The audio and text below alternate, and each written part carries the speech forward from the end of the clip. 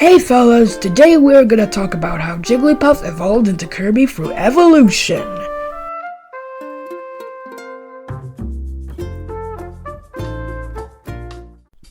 Chapter number 1.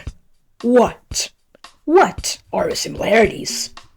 Let's start with the hands, if you can call them that. I would call them stickies. Also, watch Matpat's video about how Kirby's an amoeba. Go watch that first for context. You done? Great. Let's do this. So Kirby's hands are strange, aren't they? They don't have any fingers sticking out. So how can Kirby hold stuff then? Does everything just stick to his body? Short answer, no, he can't. He chooses what sticks and what doesn't. Again, watch the game theory episode about how Kirby's an amoeba. But amoebas have something called selectively permeable membranes. So certain cells can go in and certain cells stay out. Which means basically that he can choose what to hold and not to hold. And what does our favorite pink no-finger Pokeblob do? It doesn't have hands, but it can choose what to and what not to hold. Let's give an example of this. One of Kirby's usual activities is singing. And he always sings with a microphone.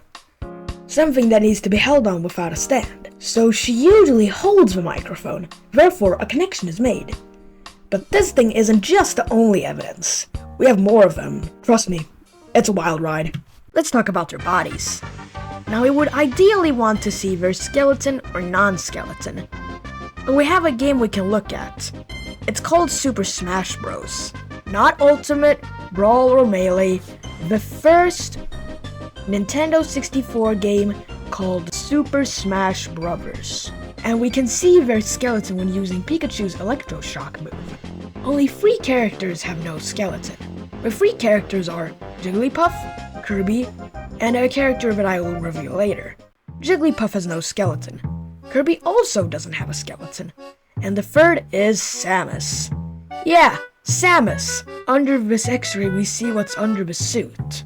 So Jigglypuff and Kirby both have no skeleton. Coincidence? I think not. And let's talk about how they move similarly in the Smash games. They both inflate when jumping, and they both don't have a skeleton, so they squash and stretch everywhere when moving fast. And cute chibi eyes and bodies. Subjective, of course. And they both have the same limbs without toes and fingers. And they both have the same size of the limbs, the same position of their limbs, and proportions that are similar to each other, and a lack of fingers and toes. And the smoking gun of similarities is that in Smash 1, the game devs in HAL Laboratories wanted to add a 12th character, but they were very lazy and wanted to add a character without effort. So they added Jigglypuff because they are a semi-clone and are very similar to each other in terms of model and animations and appearance. And since Jigglypuff is popular in Japan, they added the character. Chapter 2. How is Jigglypuff Kirby? As in my short answer in the beginning said, the way that Jigglypuff could become Kirby is through evolution, which is proven to be a big factor in Pokemon, and exists in Kirby and the Forgotten Land as upgrading your copy ability in Waddle Dee's weapon shop.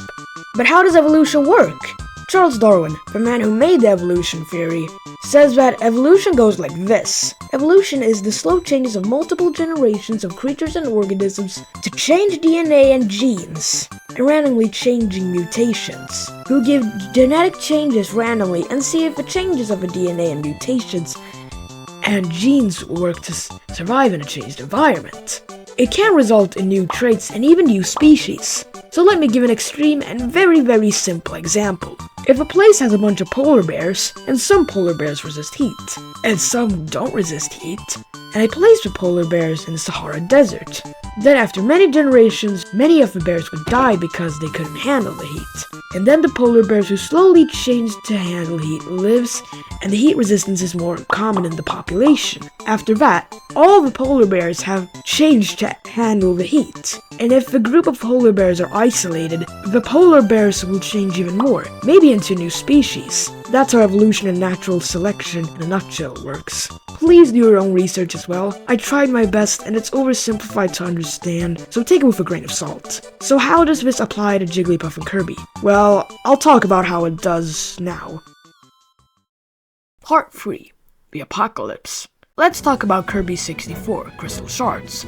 More specifically, an intermediate level called Sugar Star, which the planet is suspiciously looking like Earth. Like, look at it! It looks so much like Earth, even down to the continents. So the biology can't be that far off Earth's. But that doesn't even need to exist, because we can get another connection to them. They both are creatures in space. Yeah, I didn't know that either. But fans of Pokemon have discussed if Jigglypuff is from space, which that is a completely different theory rabbit hole. But there are many similarities to back up the claim, so you know.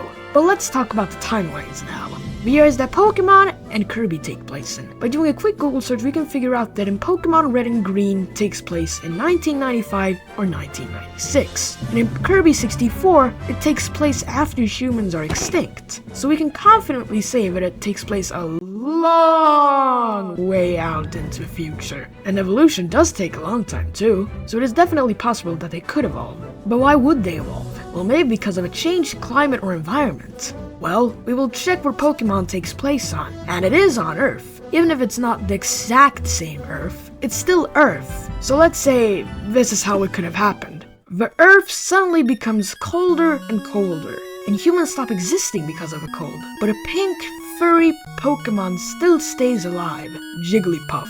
And since some Pokemon are still gonna exist, they can explore the human civilization. Some Jigglypuffs went into space and they found a planet far, far away called the planet Popstar. And the Jigglypuffs up to this point were adapted to Earth. So they changed and evolved, and one Jigglypuff became the Warp Star Warrior Kirby. And I can say that it's a little far-fetched, but it works. But why would there be multiple Jigglypuffs, but only one evolved into Kirby? Well, the creatures similar to Kirby like Waddle Dee might be mutations of Jigglypuff. But does that mean that Pokemon and Kirby are in the same universe? Maybe, maybe not. But that's it for the Jigglypuff evolution theory. Like if you found this interesting, and stay happy.